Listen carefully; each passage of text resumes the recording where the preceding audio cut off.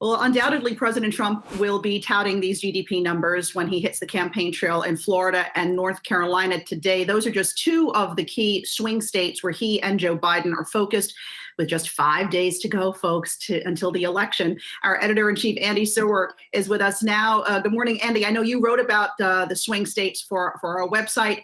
The two candidates spending a lot of time there, particularly in the state of Pennsylvania.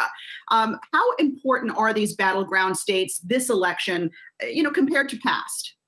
Yeah, I mean, it's really the whole enchilada. And you have the six swing states, try saying that in the morning, with the two that you mentioned in the South, Florida and North Carolina, and then the Midwestern ones, Wisconsin and Michigan, and then Pennsylvania, as you mentioned, and Arizona. Some people have other combinations, but to me, those are the most important six.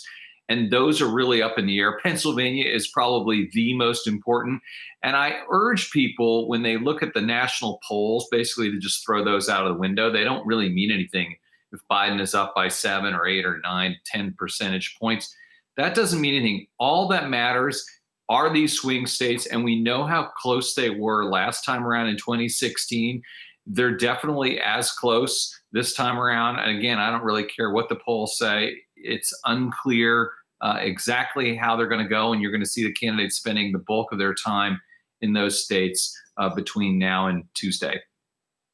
Andy, we have the S&P 500 is now down 7% from its recent high. Volatility is back in the markets. Do you think that market volatility will sway voters' minds in some of these states? Yeah, I mean, the economy is huge, Brian, and to the extent that President Trump has been able to say the stock market has recovered, and we're on the road to recovery, this makes that case less convincing as we get down to the wire, to the extent that there's still undecided voters out there. One thing we're seeing, of course, is people suggesting that the market is saying that Biden is going to win, and therefore we're not going to get a stimulus in a Trump lame duck session. Therefore Trump's people were saying you should vote for Trump so you won't have that eventuality, which is a bit of a contorted argument, if you ask me. But I think we're going to see a number of contorted arguments over the next couple of days. Andy, the economy is always such a big issue for voters when they head to the polls. This year, perhaps in an unprecedented way. But in those swing states, it's really the local economy that matters, right, to voters. And in those swing states that we're talking about, the recovery has really been quite uneven. So how do you think the economy story plays out for those voters? Oh, 100%, Alexis. And, all the states are different, and all the states are hit by COVID differently. Right now, for instance, Wisconsin, which is probably Wisconsin and Pennsylvania, the two most critical states. Wisconsin, the numbers there in terms of COVID are, I think it's the second worst state right now in terms of new cases over the past 7 days. So that's very dire. And, you're looking potentially at shutdowns there. Michigan, of course, you've got the auto industry, and then you've got the controversy with Governor Whitmer there as well. Pennsylvania has been uneven.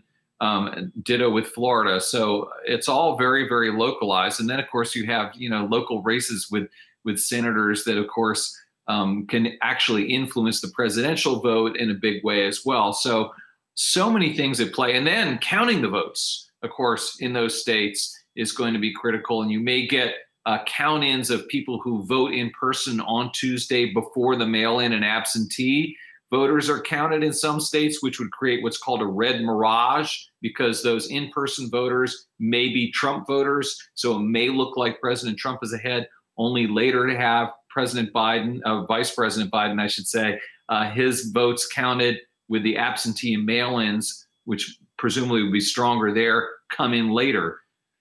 So buckle your seatbelts on Tuesday night and Wednesday morning and probably the rest of the week, Alexa.